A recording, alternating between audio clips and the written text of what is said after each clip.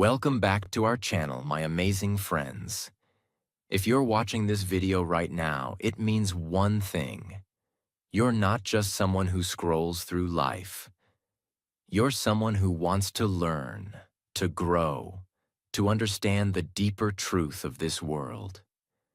And today, we are bringing you one of the most powerful, emotional, and timeless real-life stories in human history. The true story of a man who changed the world, without wealth, without power, without an army, without even writing a single book. A man who lived in poverty, walked barefoot, slept on stone floors. And yet, even 2,500 years later, his words still shake the earth.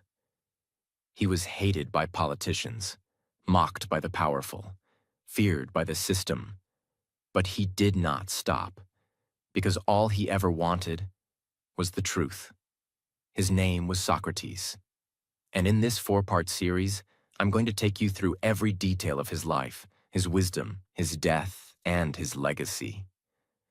And yes, this video is not only a story, it's also great for your English. You'll learn how to listen, understand, and feel the language, with powerful storytelling that will stay with you forever. So don't just watch this video. Feel it, live it, learn from it. Part 1. The poor boy who taught the world to think. In the year 470 BC, in the city of Athens, Greece, something strange was happening. Athens had become a place of power, wealth, beauty, and pride. Statues of gods stood tall. Marble temples touched the sky. Poets, painters, and warriors walked the streets. But under all the golden glory was something missing. The people of Athens were forgetting how to think. They loved fame. They loved pleasure. They loved money. But they had no time for the soul. And in the middle of this proud, shining city, a poor, ugly boy was born. His name was Socrates. Socrates was born into a working-class family. His father, Sophroniskis, was a stone mason, a builder of walls, pillars, and temples. His mother, Phaenarete, was a midwife. She helped women give birth. But even as a child, Socrates was different. He wasn't interested in statues. He wasn't impressed by kings. He didn't care how people looked or what clothes they wore. He only cared about one thing. What is right? What is good? What is real? He would sit alone for hours, thinking. While others chased coins and power, Socrates chased truth. Not a hero, not a celebrity, just a mirror. Most great men in Athens wore beautiful robes, styled their hair, and gave long speeches to show off. Socrates, he wore the same simple clothes every day. He didn't wear shoes. He ate very little, only what was needed. He didn't care about fame or money. He once said, "He who is not content with what he has will never be content with more." People would laugh at him in the streets. They called him ugly. They said his face looked like a satyr, wide eyes, big lips, round nose. He was not a charming speaker. He didn't impress crowds with sweet words. Instead, he asked questions. He would walk up to a rich man and ask, "Do you think you're wise? Then tell me, what is wisdom?" And the rich man would stumble, because Socrates exposed their ignorance, not to humiliate them, but to help them. He once said, "I am a gadfly sent by the gods to sting this city and keep it awake." He was not trying to destroy Athens. He was trying to wake it up. Socrates never said, "This is the answer." Instead, he would ask a question, and then ask another, and another, until the other person realized that their beliefs were shaky, uncertain, weak. This became known as the Socratic method. And even today, it's used in modern law, education, psychology, and debate. Example. Someone says, Justice means helping your friends and harming your enemies. Socrates would reply, but can you be sure who your enemies are? If you harm someone, do you not make them worse? Is it just to make others worse? Suddenly, the definition of justice falls apart, and the person is forced to think deeper. That's what Socrates wanted, not just answers, but understanding. Socrates never wrote a book. He believed truth should not be written and stored. It should be discovered moment by moment through conversation. He had no classroom. His school was the marketplace, the temples, the gymnasiums, the sidewalks. He spoke with shoemakers, farmers, politicians, and teenagers. To him, everyone was worthy of deep thinking. And soon, young men began to follow him. They weren't learning how to get rich. They were learning how to live a good life. Among his students were young men who would later become giants of philosophy. One of them was Plato. Another was Xenophon. They watched how Socrates lived, how he never got angry, never chased pleasure, never feared poverty. They listened to his questions, his calm voice, his courage. They didn't just follow a teacher. They followed a man who lived what he taught. But not everyone was happy. While his students loved him, the powerful men of Athens hated him. Because Socrates was dangerous, he wasn't violent, he didn't shout, he didn't insult. But his questions were like fire. They exposed lies. They made the rich feel weak. They made the leaders feel small. They made the people think. And a city that is built on pride and image doesn't like to be questioned. By the time Socrates reached his 70s, Athens was not the glorious city it used to be. It had once been the crown of the ancient world, a place of art, democracy, and unmatched beauty. But after the Peloponnesian War, a long, bitter fight between Athens and Sparta, the city was deeply wounded, politically, economically, and emotionally. The people had lost their pride. The democracy was unstable, and there was fear everywhere. Fear of new ideas, fear of rebellion, fear of change. And in times of fear, societies often look for a scapegoat, someone to blame, someone to silence. And that someone was Socrates. Socrates was not a politician. He didn't run for office. He didn't lead revolts. He didn't write manifestos.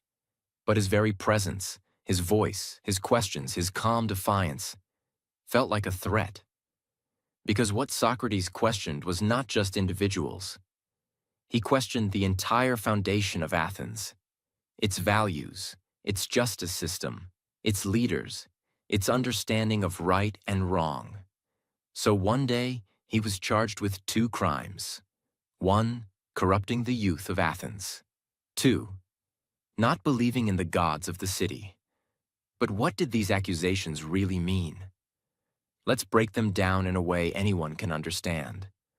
Many young people in Athens loved Socrates. They followed him. They watched him question the powerful. They learned to think for themselves. And the leaders of Athens hated that. Imagine being a politician who lies to the people. And suddenly, all the teenagers start asking hard questions. That's what was happening. Socrates didn't tell young men what to think. He taught them how to think. And for the elite class, that was dangerous. So instead of admitting their own fear and pride, they said, "He's poisoning the minds of our children." In truth, Socrates wasn't corrupting youth. He was awakening them. The second accusation was even more emotional. The people of Athens believed in many gods: Zeus, Athena, Apollo, and more. Temples filled the city. Sacrifices were made. And belief in the gods was tied to loyalty to Athens. Socrates never insulted the gods. But he questioned blind faith. He believed in a higher spiritual force, maybe a single divine voice, a moral guide. He often spoke of a daemonion, an inner voice that guided his decisions. This confused people. And anything that confused people, they feared. So they said, "He doesn't believe in our gods. He's teaching others to do the same." But this wasn't about religion. It was about control. In 399 BC, Socrates was officially put on trial. It wasn't a small event. It was a massive public drama. A total of 501 citizens were selected as jurors. No lawyers, no judges. Socrates would speak for himself. In ancient Athens, public trials were common, but this one was different. This was the mind versus the mob, truth versus fear, philosophy versus politics. People gathered by the hundreds to watch. His friends came, his students came. The whole city buzzed, and Socrates, now an old man, nearly 70, stood in front of them, wearing his usual simple clothes, no shoes, no wealth. Just words. When Socrates stood to defend himself, everyone expected him to beg for mercy, to cry, to apologize. But what he said shocked them. He didn't beg. He didn't plead. He stood calm, proud, fearless. "I am not here to beg you for my life," he said. "I am here to speak the truth." He looked directly at the jurors and said, "If you think I will stop asking questions, challenging lies and awakening people, just to save my life, you are wrong." He explained that he had never corrupted youth. He had never disrespected the gods. He only asked people to live with integrity, to seek virtue, to love wisdom. And then he said something that shook the whole courtroom. "The unexamined life is not worth living." That one sentence became one of the most powerful quotes in history. It meant, if you live without thinking, questioning, reflecting, then you are not truly living. You are only existing, he reminded Athens. "I do this not for myself, but for this city, for the soul of this democracy. I am your gadfly. I keep you awake." But the city wasn't ready to hear truth. After the speech, the 501 jurors voted. And by a narrow margin, Socrates was found guilty. But that wasn't the end. Now came the sentencing. In Athens, after being found guilty, the accused could suggest a punishment for themselves. Socrates could have said, "Exile me. Fine me. Let me live in silence."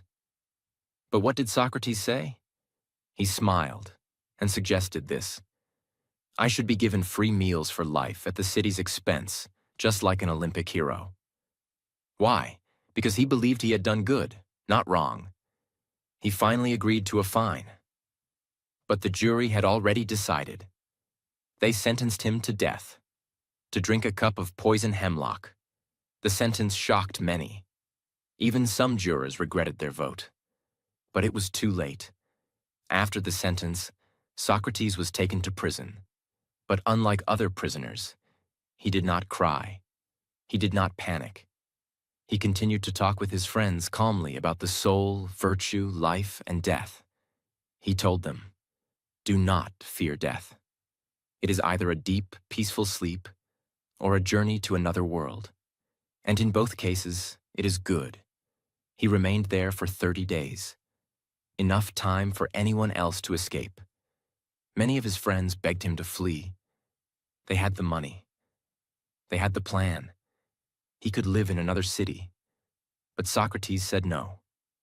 "If I run away, I destroy everything I've ever taught." To him, dying for truth was better than living with fear. And so, the city of Athens had spoken.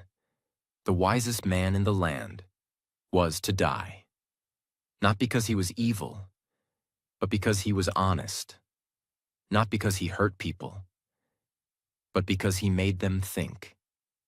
As Socrates sat in his prison cell preparing to drink the poison, He had no idea that his story would echo for thousands of years. The men who killed him would be forgotten, but the man they tried to silence would become immortal. Part 2. Socrates' Last Day. The Poison, the Prison, and the Peace. The city of Athens continued as usual. Markets opened. Citizens argued in the agora. Sculptors chipped away at marble. But in one small corner of the city, Socrates waited to die. He sat calmly in a dim, cold prison cell, not angry, not afraid. The man who had shaken the minds of kings and teenagers alike was now surrounded by stone walls, iron bars, and silence. But even here, Socrates had not changed. His mind was still free.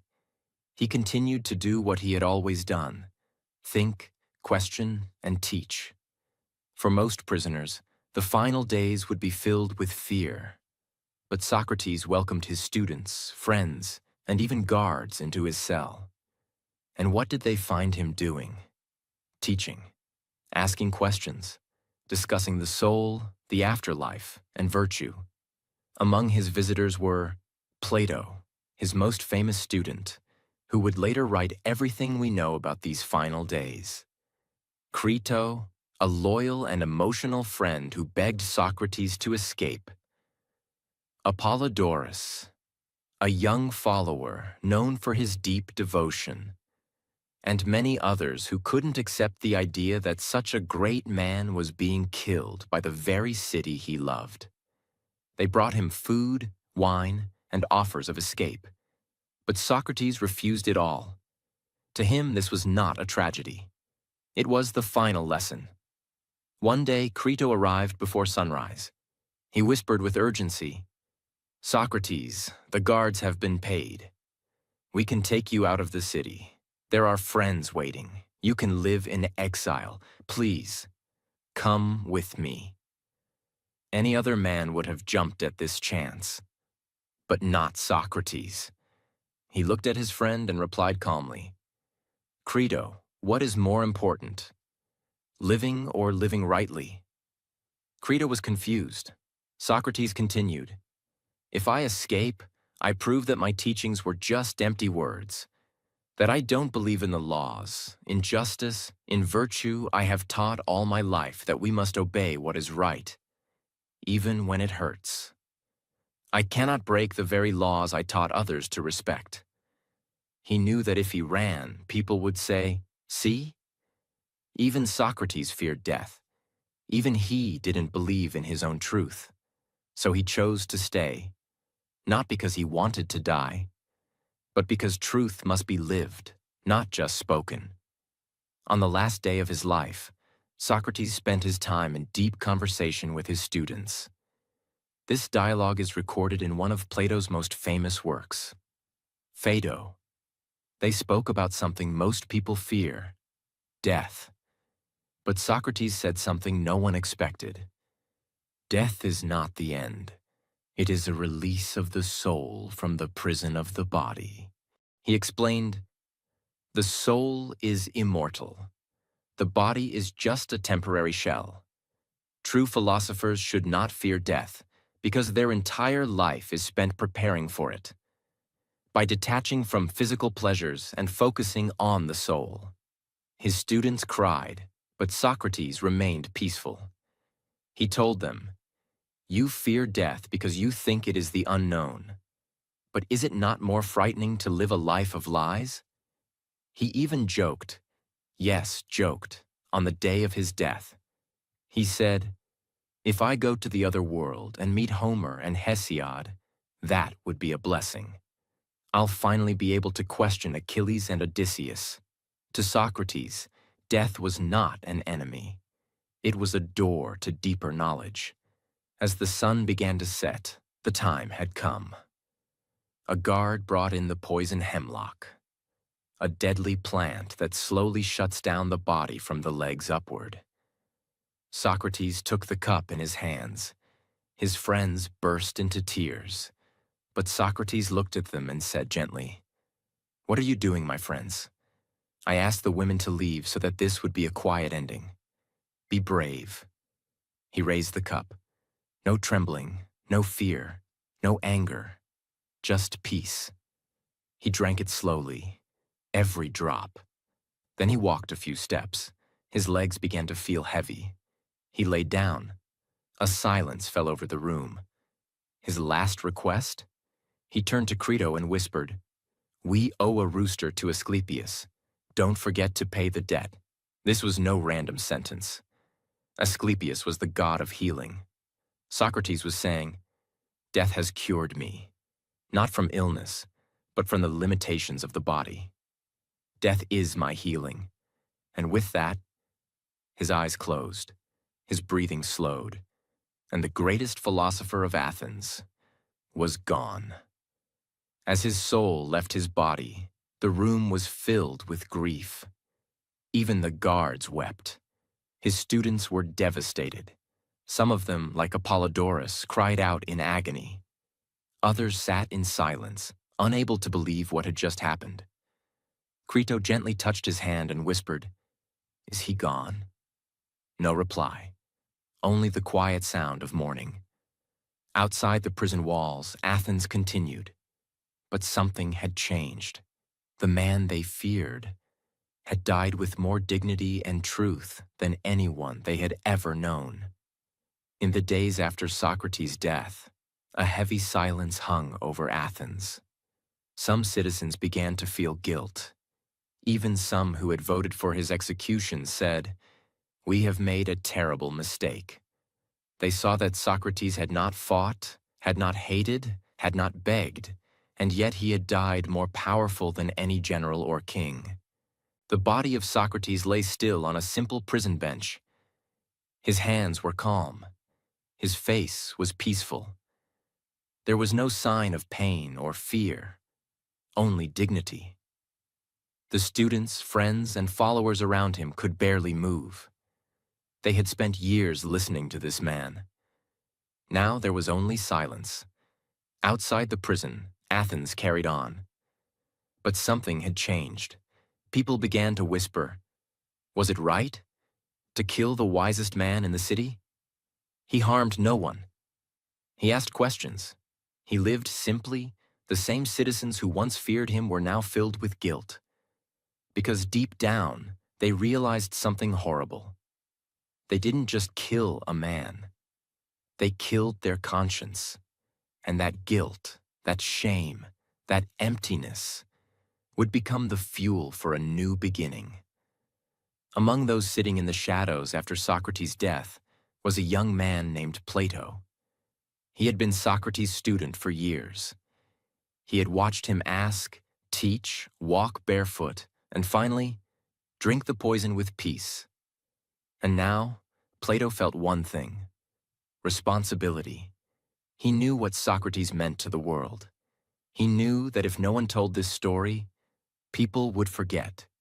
The powerful would rewrite history. The city would erase its guilt. So Plato made a quiet promise. I will write everything. Every word, every lesson, every conversation. The world must know who he was. And from that promise came one of the greatest literary missions in history. Plato began writing a series of texts called dialogues. These were not dry, boring books filled with definitions and arguments. They were conversations, stories, dramas of thought. Philosophy told like a play, easy to follow, yet deeply profound. In almost all of them, the main character was Socrates. Plato brought him back to life on the page, walking in the marketplace, debating with leaders, questioning poets and priests, teaching youth, facing death with honor. Through Plato's words, Socrates became immortal. Even people who never met Socrates, never saw him speak, never lived in Athens, now had a chance to listen to him. His voice continued, his questions echoed, his fire burned on. In every word Plato wrote. Let's look at some of Plato's most famous dialogues where Socrates plays the lead. Apology. This is not an apology like "I'm sorry." It's a defense speech, the speech Socrates gave during his trial. In this, we hear his calm voice, his belief in truth, his refusal to beg for life. The powerful line, "The unexamined life is not worth living." This dialogue shows the exact moment where philosophy stood face to face with death and refused to run. Crito. This dialogue shows Socrates in prison, when Crito begs him to escape. We hear Socrates calmly explain why escaping would betray everything he stood for. He says, "It's never right to do wrong, even if others do wrong to you." This simple but powerful idea is the foundation of modern ethics. Phaedo. This is perhaps the most emotional dialogue. It takes place on the final day, the same day he drank the poison. In it, Socrates discusses the soul, life after death, why death is not to be feared, how the body is a temporary prison, why a good life prepares the soul to leave the body peacefully. Plato's Phaedo is not just philosophy, it's poetry for the mind. It's the story of a man who looked at death and smiled. Plato was not the only student of Socrates. Another was Xenophon, a soldier, historian, and admirer of his teacher. While Plato focused on the deeper philosophical conversations, Xenophon focused on the day-to-day character of Socrates. He showed Socrates teaching moderation, living simply, being kind to strangers, giving advice to friends, and practicing what he preached. Xenophon's writings remind us that Socrates was not just a mind, he was a human. A man who smiled, joked, helped others, and lived with great simplicity. Even though Socrates was gone, the flame of his ideas began to spread across the ancient world.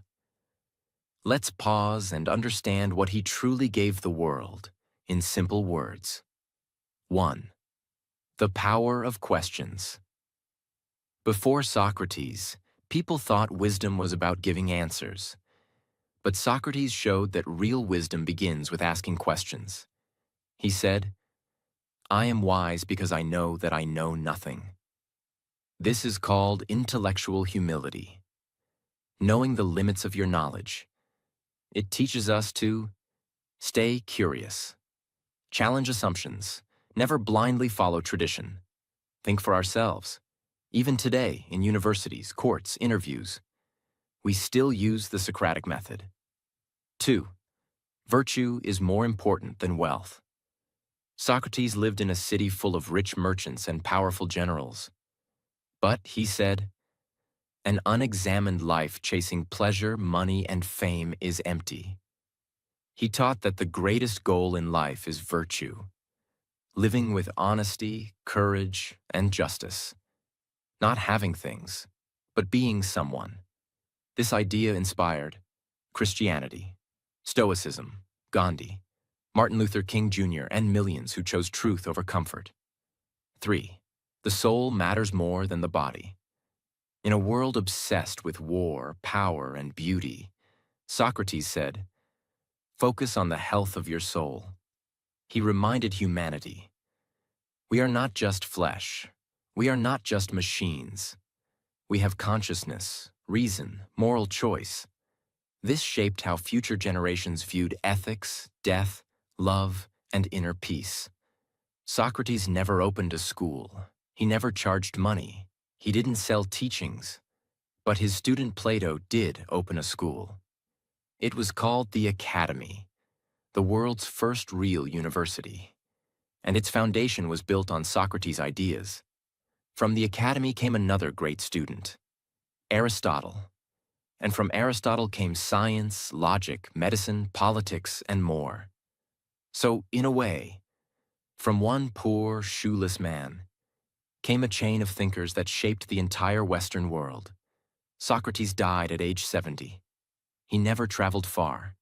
He never held power. He never earned wealth. But his voice was so honest, his mind was so fearless, and his death was so pure. that his name lived longer than kings and conquerors. He taught us that your life is not defined by how long you live, but by how deeply you live it. Part 3. The Immortal Voice of Socrates. How one man's death changed the world. Socrates was gone, his body buried, his voice silenced by poison. But strangely, the world was beginning to hear him louder than ever. Not through his own words, but through the voices of those who couldn't forget him. And that is where true legacy begins. Some people leave money, some people leave statues. Socrates left a way of thinking. And over the next 2,500 years, that way of thinking would become the foundation of Western civilization. Then came Aristotle, Plato's student, a man of pure logic, science, and observation. He took Socrates' method of questioning and applied it to biology, physics, ethics, and politics. He would later teach Alexander the Great, who would go on to spread Greek culture and ideas across the world. And then, the world followed. This chain, Socrates, Plato, Aristotle, Alexander, the world, became one of the most important chains in human history. Because through it, the spirit of Socrates traveled far beyond Greece. Socrates never left Athens, but after his death, his name and teachings began spreading across entire continents. The Roman Empire. Many Roman thinkers, like Cicero and Seneca, were deeply influenced by Socrates. They admired how he lived a simple, fearless life. They studied his method of questioning. They tried to apply his teachings to law, politics, and virtue. Early Christianity. Believe it or not, many early Christians looked at Socrates as a kind of spiritual hero, a man who died for what he believed, a man who lived simply, a man who valued the soul over the body. Even St. Augustine, one of the most important early Christian thinkers, studied Plato. And through Plato, he met Socrates. The Middle Ages. For hundreds of years, Socrates was studied in monasteries, cathedrals, and universities. His ideas were translated into Latin and Arabic. Even great Muslim scholars like Averroes and Avicenna engaged with Socratic thought. Socrates became a bridge between civilizations, between Greece, Rome, the Islamic Golden Age, and Europe. In the 1400s, Europe entered a period of rediscovery. It was called the Renaissance, which means rebirth. Artists, scientists, and philosophers began digging through old manuscripts. And who did they find again? Socrates. They read Plato's dialogues with fresh eyes. They saw a man who asked questions, who challenged authority, who lived for truth.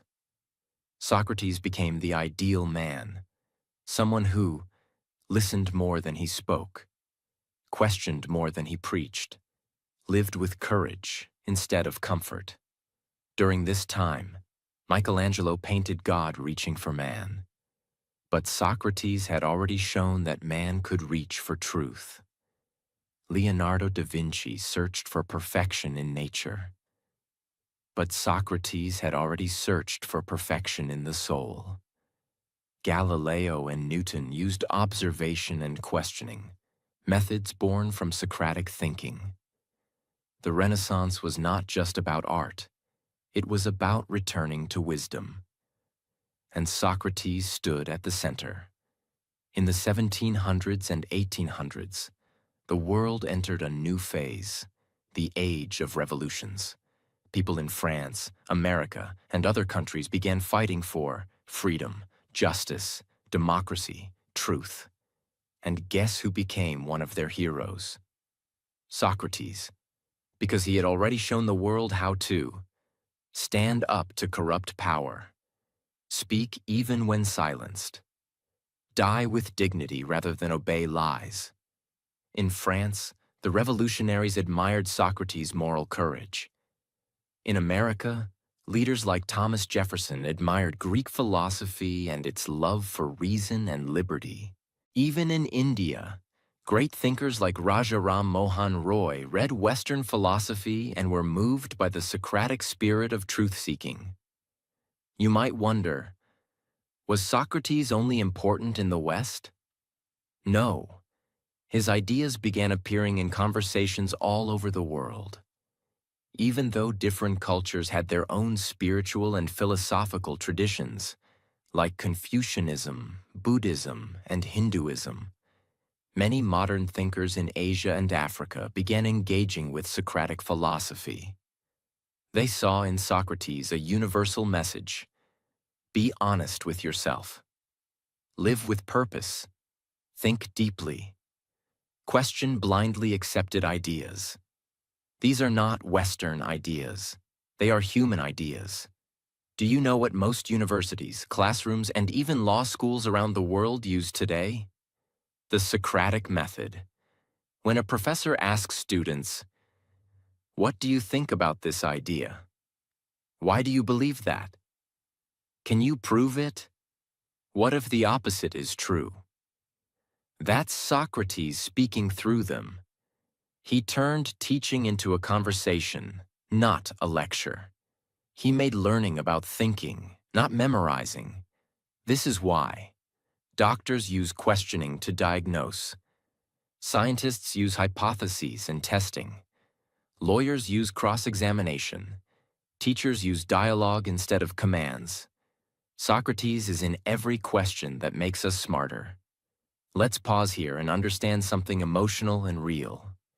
Even today, in every country, there are people like Socrates, people who speak the truth, question the system, make people uncomfortable, try to help others think clearly, and many of them are punished, just like he was. Journalists are arrested, activists are silenced, students are threatened, teachers are fired, whistleblowers are hunted. Why? Because truth is still dangerous, just like it was in Athens. And that's why Socrates' story still matters today.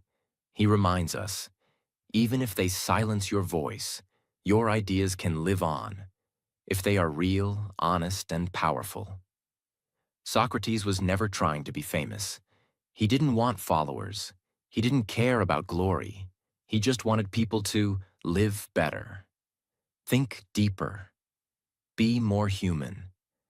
And if you've ever asked yourself a hard question, refused to lie, followed your conscience instead of the crowd, chosen to do what's right instead of what's easy, then a part of Socrates lives in you. Socrates was executed to silence him, but that death became a louder voice than any speech, because his life was not about shouting. It was about asking. His death was not about fear. It was about peace. His legacy was not about power. It was about truth. And as long as truth matters, as long as humans think, as long as one person dares to speak against the mob, Socrates is still alive. Socrates died long ago, but he is not gone, because every time someone questions the system, chooses honesty, lives simply, faces fear with peace, speaks even when it's dangerous, thinks for themselves, Socrates is alive. He was not a god, not a prophet, not a warrior. He was a human being, just like you. And that is the most powerful message of all. If one simple man in sandals, with no money and no power, could change the course of human thought forever, then what about you? What truth is inside you? What fear must you face? What lie must you question? What courage is waiting to be born? Let the story of Socrates remind you that you don't have to be perfect. You don't have to be rich. You don't have to be powerful. You only have to be true, and the world will remember you.